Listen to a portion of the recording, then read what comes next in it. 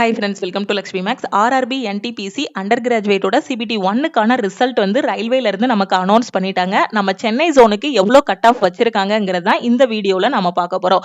இதுல என்ன சொல்லியிருக்காங்க, RRB Chennai cut off mark out of 100, candidate short listed for NTPC under graduate second stage under gen number 6 2024 RRB Chennai. Okay, so இதுல cut ஆஃப்ல பாத்தீங்க அப்படின்னா category number 1 2 3 4னு கொடுத்திருப்பாங்க.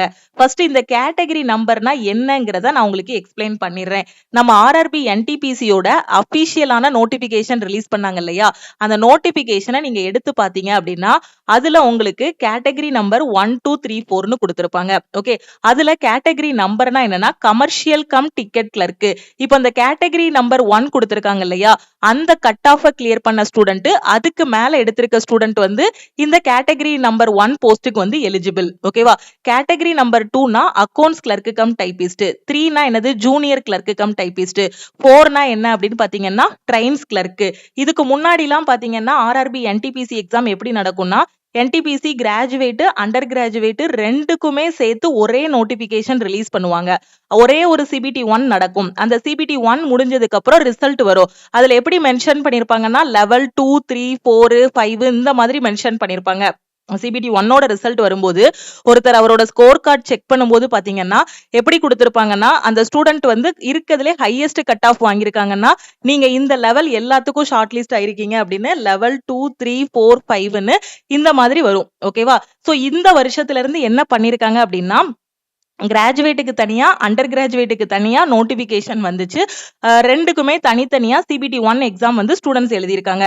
இப்ப அண்டர் கிராஜுவேட்ல இந்த சிபிடி 1க்கு கட் ஆஃப் எப்படி வச்சிருக்காங்கன்னா போஸ்ட் வைஸ் கட் ஆஃபா கொடுத்திருக்காங்க. போஸ்ட் வைஸ் தான் கேட்டகரி 1 2 3 4னு கொடுத்திருக்காங்க. ஓகேவா, சோ இப்போ நீங்க கட் ஆஃப்க்கு வந்து பாருங்க, உங்களுக்கு தெளிவா புரியும். இப்ப கட் ஆஃப்ல என்ன சொல்லிருக்காங்க, ஃபர்ஸ்ட் கேட்டகரி நம்பர் 1 யூஆருக்கு 81.86 வந்து கட் ஆஃப் வச்சிருக்காங்க. எதுக்கு, கேட்டகரி நம்பர் 1. கேட்டகரி நம்பர் 1னா என்னது, கமர்ஷியல் கம் டிக்கெட் கிளர்க். அப்ப இந்த கேட்டகரி நம்பர் 1 81.86. இப்போ ஒரு ஸ்டூடெண்டோட கட் ஆஃப் அவர் யூஆர்ல வர்றாரு, அவரோட மார்க் வந்து பாத்தீங்கன்னா 83 எடுத்திருக்காருன்னு வச்சுக்கோங்களேன். 83 எடுத்திருக்காரு. அப்ப இங்க என்ன கொடுத்திருக்காங்க, 81.86ன்னு கொடுத்திருக்காங்க. ஓகே, அப்ப அந்த student category number 1 commercial cum ticket clerk போஸ்டுக்கும் அவர் வந்து எலிஜிபிள் தான். ஓகே, அதுக்கும் கட் ஆஃப் வந்து கிளியர் பண்ணிருக்காரு. கேட்டகரி நம்பர் 2னா என்னது, அக்கவுண்ட் கிளர்க் கம் டைபிஸ்ட். இதுக்கு கட் ஆஃப் எவ்வளவு, 80.18. இப்போ அந்த ஸ்டூடெண்ட் ஸ்கோர் பண்ணிருக்கிறது எவ்வளவு, 83 மார்க் வந்து ஸ்கோர் பண்ணிருக்காரு. அப்ப அவரு இருக்கக்கூடிய 4 கேட்டகரிக்குமே அவர் எலிஜிபிள். 83 மார்க், 100க்கு ஒருத்தர் 83 எடுத்திருக்காருன்னா கேட்டகரி 1 2 3 4 3 போஸ்டுக்குமே அவர் வந்து எலிஜிபிள் தான். Commercial cum ticket clerk, accounts clerk cum typist, அதுக்கப்புறம் junior clerk cum typist, trains clerk. Okay, இந்த 4 போஸ்டுக்குமே அவர் வந்து எலிஜிபிள். ஓகேவா, சோ இப்போ நமக்கு ஃபர்ஸ்ட் கேட்டகரி நம்பர் 1ன்னு சொல்லக்கூடிய கமர்ஷியல் கம் டிக்கெட் கிளர்க்கு கட் ஆஃப் எவ்வளவுன்னா யூஆருக்கு 81.86 வந்து கட் ஆஃப் வச்சிருக்காங்க. எஸ்சி ஸ்டூடெண்ட்டுக்கு 77.07, எஸ்டிக்கு வந்து 68.9, ஓபிசிக்கு வந்து 81, இடபிள்யூஎஸ்க்கு வந்து 77.4, எக்ஸ் சர்வீஸ்மேனுக்கு பாத்தீங்கன்னா 51.77 வந்து கட் ஆஃப் வச்சிருக்காங்க. ஓகே, சோ இது வந்து பிடபிள்யூபிடி. ஓகே, பிடபிள்யூபிடில ஹியரிங் இம்பேர்ட் இருக்காங்கன்னா அவங்களுக்கு 41.08. ஓகே, சோ அதே மாதிரி கேட்டகரி நம்பர் 2ன்னு சொல்லக்கூடிய அக்கவுண்ட்ஸ் கிளர்க் கம் டைபிஸ்ட், இந்த போஸ்டுக்கு அக்கவுண்ட்ஸ் கிளர்க் கம் டைபிஸ்டுக்கு யூஆருக்கு 80.18 கட் ஆஃப், எஸ்சிக்கு 74.68, எஸ்டிக்கு 67.42, ஓபிசிக்கு 78.8, இடபிள்யூஎஸ்க்கு 76.8, அதே மாதிரி எக்ஸ் சர்வீஸ்மேனுக்கு 45.95 வச்சிருக்காங்க. அதே மாதிரி ஹியரிங் இம்பேர்ட் ஸ்டூடெண்ட்டுக்கு பாத்தீங்கன்னா 30.46. ஓகே, அதே மாதிரி கேட்டகரி நம்பர் 3. கேட்டகரி நம்பர் 3னா என்ன வரும், ஜூனியர் கிளர்க் கம் டைபிஸ்ட். இந்த போஸ்டுக்கு பாத்தீங்கன்னா யூஆருக்கு 76.58, எஸ்சிக்கு 71.09, எஸ்டிக்கு 64.62, ஓபிசிக்கு 76.12, இடபிள்யூஎஸ்க்கு 73.98, எக்ஸ் சர்வீஸ்மேனுக்கு 30.77 வச்சிருக்காங்க. விஷுவலி இம்பேர்டுக்கு பாத்தீங்கன்னா இதுல வந்து வேகன்சிஸ் இருக்கு. எதுக்கு, கேட்டகரி நம்பர் 3ன்னு சொல்லக்கூடிய ஜூனியர் கிளர்க் கம் டைபிஸ்டுக்கு அவங்களுக்கு 52.24 வச்சிருக்காங்க. அதே மாதிரி ஹியரிங் இம்பேர்டுக்கு பாத்தீங்கன்னா 28.98, அதே மாதிரி பாத்தீங்கன்னா 57.17 கட் ஆஃப் வச்சிருக்காங்க எல்டிக்கு. அதே மாதிரி கேட்டகரி நம்பர் 4ன்னு சொல்லக்கூடிய ட்ரெயின்ஸ் கிளர்க்கு. சோ இதுல வந்து யூஆருக்கு மட்டும் தான் போஸ்ட் இருக்கு. ஓகேவா, சோ இந்த 80.94 இப்போ எஸ்சி ஸ்டூடெண்ட் ஒரு ஸ்டூடெண்ட் 83 எடுத்திருக்காங்க அப்படின்னா அவங்க வந்து எல்லா போஸ்ட்டுக்குமே எலிஜிபிள் தான். இப்போ நான் இன்னும் உங்களுக்கு தெளிவா எக்ஸ்பிளைன் பண்றேன்.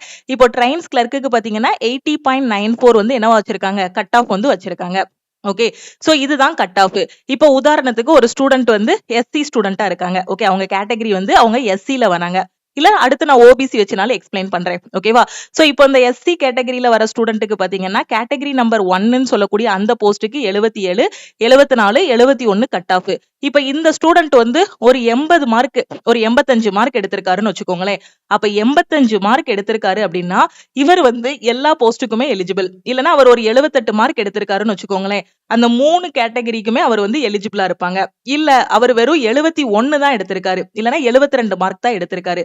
ஒரு எஸ்சி கேட்டகரியில வர ஸ்டூடெண்ட் வெறும் 72 தான் மார்க் ஸ்கோர் பண்ணிருக்காங்கன்னா அவரு கேட்டகரி நம்பர் 3க்கு மட்டும் தான் எலிஜிபிள். ஏன்னா கேட்டகரி நம்பர் 1க்கும் 2க்கும் பாருங்க 77, 74.68 வந்து கட் ஆஃப் வச்சிருக்காங்க. அவர் எடுத்திருக்கதே 72 அப்படின்னா இந்த ஒரு கேட்டகரிக்கு மட்டும் தான் அவர் எலிஜிபிள். ஓகேவா?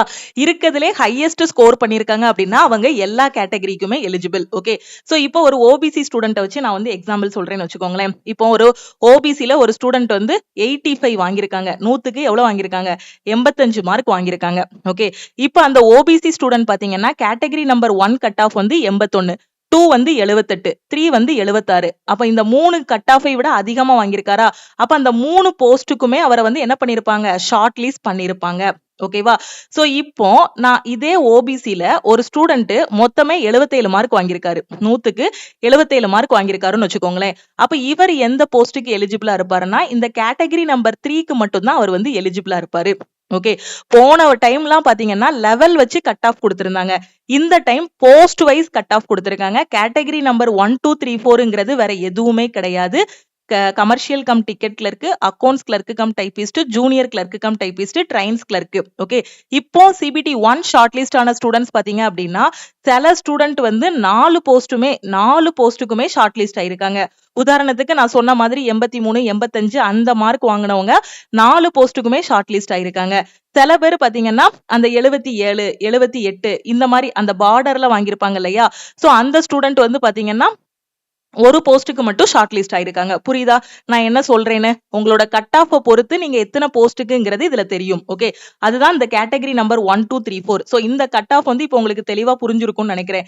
கேட்டகரி நம்பர் 1னா அந்த போஸ்ட்டுக்கானது. ஓகே, கேட்டகரி நம்பர் 1க்கு கீழே என்ன போஸ்ட் வரும் உங்களுக்கு, கமர்ஷியல் கம் டிக்கெட் கிளர்க் வரும். ஓகேவா? கமர்ஷியல் கம் டிக்கெட் கிளர்க்குக்கான கட் ஆஃப் இது. கேட்டகரி நம்பர் 2 அப்படின்னா அக்கௌண்ட்ஸ் கிளர்க் கம் டைபிஸ்ட், 3 அப்படின்னா ஜூனியர் கிளர்க் கம் டைபிஸ்ட், 4 வந்து ட்ரைன்ஸ் கிளர்க்குக்கான கட் ஆஃப்.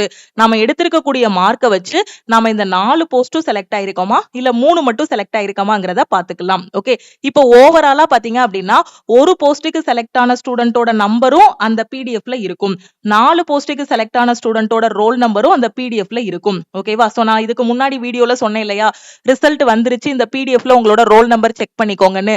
அதுல பாத்தீங்கன்னா ஒரு போஸ்ட் செலக்ட் ஆன ஸ்டூடெண்டோட ரோல் நம்பர் இருக்கும், 4 போஸ்ட் செலக்ட் ஆன ஸ்டூடெண்டோட ரோல் நம்பர் இருக்கும். அப்ப நான் இத்தனை போஸ்ட்டுக்கு தான் செலக்ட் ஆயிருக்கேன் அப்படிங்கறத நான் எப்படி மேம் செக் பண்றது அப்படின்னா 5 மணிக்கு. ஓகேவா? சோ 5 o'clock வந்து உங்களுக்கு ஸ்கோர் கார்டு வந்து ரிலீஸ் பண்ணுவாங்க. இப்பமே மணி 5 o'clock ஆயிருச்சு. சோ இப்போ இந்த டைம்ல பார்த்தோம் அப்படின்னா ஆர்ஆர்பி வெப்சைட் வந்து எல்லாரும் டூ மணி யூசர்ஸ் வந்து கனெக்ட் ஆயிருப்பாங்க. அந்த மாதிரி மெசேஜ் வரும், too many users connected, wait for some time அப்படின்ட்டு. ஓகே, நீங்க ஒரு 5:30க்கு செக் பண்ணீங்க, 5:30க்கு மேல செக் பண்ணீங்க அப்படின்னா உங்களோட ஸ்கோர் கார்டை செக் பண்ணிக்கலாம். ஆர்ஆர்பி வெப்சைட்ல உங்களோட registration number, date of birth enter பண்ணீங்க அப்படின்னா நீங்க எத்தனை கொஸ்டின் அட்டென்ட் பண்ணிருக்கீங்க, எவ்வளவு மார்க் எடுத்திருக்கீங்க, எத்தனை கேட்டகரிக்கு செலக்ட் ஆயிருக்கீங்கிறத அதுல பாத்துக்கலாம். உங்களோட ஸ்கோர் கார்டை வச்சு நீங்க எத்தனை கேட்டகரிக்கு செலக்ட் ஆயிருக்கீங்கிறத நீங்க வந்து பாத்துக்கலாம். ஓகே, தெளிவா புரியுதா? நான் அடுத்த வீடியோல எப்படி ஸ்கோர் கார்டு செக் பண்றதுங்கிறத உங்களுக்கு எக்ஸ்பிளைன் பண்றேன். ஓகேவா? இது வந்து நம்ம சென்னையோட கட் ஆஃப். இதே மாதிரி நம்ம டெலிகிராம்ல உங்களுக்கு எல்லா ஆர்ஆர்பியோட கட் ஆஃபையும் நான் வந்து அப்லோட் பண்ணிடுறேன். நீங்க எந்த ஜோனுக்கு அப்ளை பண்ணிருக்கீங்களோ அதுல நீங்க என்ன கேட்டகரி, எஸ்சியா, எஸ்டியா, ஓபிசியா, எக்ஸ் சர்வீஸ்மேனா, பிடபிள்யூபிடியா, எதுல வருவீங்களோ அதுல உங்களோட கட் ஆஃப் வந்து நீங்க செக் பண்ணிக்கலாம். இப்ப கட் ஆஃப் பாக்குறதுல உங்களுக்கு ஒரு தெளிவான ஐடியா கிடைச்சிருக்கும்னு நினைக்கிறேன். கண்டிப்பா இந்த வீடியோ ரொம்பவே யூஸ்ஃபுல்லா இருக்கும். உங்க ஃப்ரெண்ட்ஸுக்கும் மறக்காம இந்த ரிசல்ட் வந்த இன்ஃபர்மேஷனை ஷேர் பண்ணுங்க. அதே மாதிரி NTPC 2025 எக்ஸாமுக்கு நான் அப்ளை பண்ணிருக்கேன் மேம், வெறித்தனமா படிச்சிட்டு இருக்கேன், எனக்கு ஒரு பெஸ்டான ஆன்லைன் கிளாஸ் வேணுங்கிற ஸ்டூடெண்ட் நம்ம லக்ஷ்மி மேக்ஸ் ஆப்ல இருக்கக்கூடிய ஆல் இன் ஒன் கோர்ஸ்ல ஜாயின் பண்ணிக்கலாம். இப்ப வந்திருக்க நோட்டிபிகேஷனுக்கான எக்ஸாம் எப்ப இருக்கும்னு கேட்டீங்கன்னா 2026ல தான் உங்களுக்கு எக்ஸாம்ஸ் வந்து இருக்கும். ஓகேவா? சோ அதனால உங்களுக்கு 6 மந்த்ஸ் வந்து டைம் இருக்கு. ஓகேவா? 2025 நோட்டிபிகேஷனுக்கு 2026ல தான் எக்ஸாம் இருக்கும். சோ அந்த எக்ஸாம்ஸை நான் ஃபர்ஸ்ட் அட்டெம்ப்ட்ல கிளியர் பண்ணணுங்கிற ஸ்டூடெண்ட் ஆல் இன் ஒன் கோர்ஸ்ல ஜாயின் பண்ணிக்கோங்க. CBT 1 கிளியர் பண்ண ஸ்டூடெண்ட்ஸ் எல்லாருக்குமே கங்க்ராச்சுலேஷன்ஸ். ஓகேவா?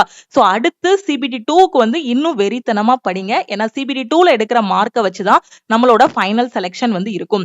அதனால maths, reasoning, science, general awareness எல்லாத்தையுமே ரிவிஷன் பண்ணுங்க. டெஸ்ட் எடுங்க. டெஸ்ட் எடுத்து அந்த டெஸ்ட்டை வந்து அனலைஸ் பண்ணுங்க. ஓகேவா?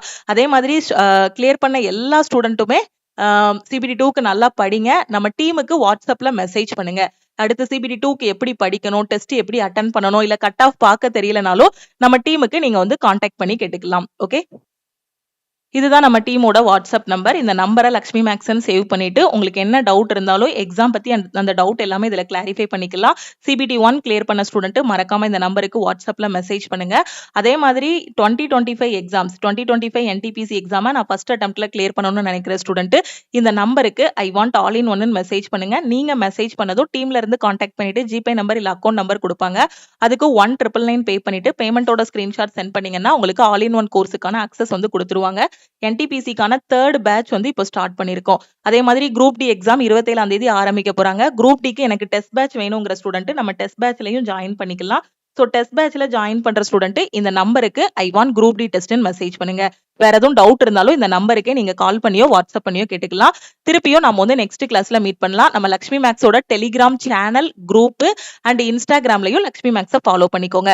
ஏன்னா டெலிகிராம் சேனல்ல இருந்தீங்கன்னா தான் இந்த ரிசல்ட் வந்த PDF, ஸ்கோர் கார்டோட PDF, நோட்டிபிகேஷனோட PDF எல்லாமே டெலிகிராம் சேனல்ல நம்ம வந்து ஷேர் பண்ணுவோம். அதுல இருந்து நீங்க டவுன்லோட் பண்ணிக்கலாம். அது மாதிரி இன்ஸ்டாகிராம்லயும் ஃபாலோ பண்ணிக்கோங்க. முக்கியமான அப்டேட்ஸ் எல்லாமே நம்ம இன்ஸ்டாகிராம், டெலிகிராம்ல உங்களுக்கு ஷேர் பண்ணிட்டே இருப்போம். நம்ம யூடியூப் சேனலையும் சப்ஸ்கிரைப் பண்ணிக்கோங்க. பிளே ஸ்டோர்ல நம்ம லக்ஷ்மி மேக்ஸ் ஆப் வந்து கொடுத்துருப்போம். ஆப்பை டவுன்லோட் பண்ணிருங்க. எங்க இருந்து படிக்க ஆரம்பிக்கணும், ரயில்வே எக்ஸாமுக்கு படிக்க ஆரம்பிக்கிறது தெரியல, SSC எக்ஸாமுக்கு எங்க இருந்து படிக்கணும்னு தெரியலங்கிற ஸ்டூடெண்ட் நம்ம லக்ஷ்மி மேக்ஸ் ஆப்ல இருக்கக்கூடிய ஆல் இன் ஒன் கோர்ஸ்ல ஜாயின் பண்ணிக்கோங்க. இந்த ஒரு கோர்ஸ்ல 50க்கும் மேற்பட்ட சென்ட்ரல் கவர்மெண்ட் எக்ஸாம்ஸ் எல்லாமே ஃபர்ஸ்ட் அட்டெம்ப்ட்ல கிளியர் பண்ற மாதிரி பெஸ்டான கிளாஸஸ் தமிழ் அண்ட் இங்கிலீஷ்ல உங்களுக்கு ப்ரொவைட் பண்ணிருப்போம். ஓகேவா? சோ திருப்பியும் நம்ம வந்து நெக்ஸ்ட் கிளாஸ்ல மீட் பண்ணலாம். தேங்க்யூ.